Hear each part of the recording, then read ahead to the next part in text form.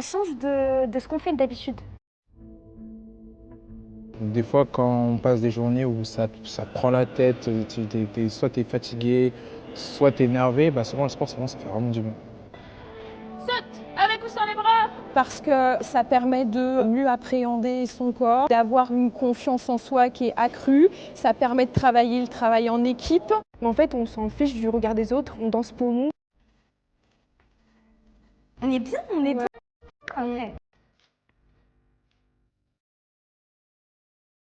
Notre dispositif s'adresse à un public entre 16 et 30 ans, public en règle générale décrocheurs scolaires, mais également un public qui a rencontré pour beaucoup un parcours de vie complexe. Donc nous, notre objectif, c'est également de les accompagner autour de la levée des freins pour leur permettre de sécuriser leur projet professionnel et leur insertion. Le sport revêt une importance toute particulière, d'une part parce que cela figure parmi nos compétences à travailler dans le cadre de notre référentiel de compétences nationales. On travaille cette notion de l'effort, on travaille cette notion de l'estime de soi. Lorsqu'on commence souvent une activité sportive, qu'on débute, on a du mal, on a des lacunes à exercer des gestes parfois techniques.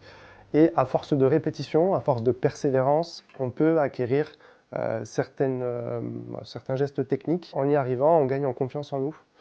Et je pense que la confiance en soi peut facilement se transférer dans le milieu de l'entreprise. On a une valeur qui nous tient vraiment à cœur à la SPTT Dijon, c'est la solidarité.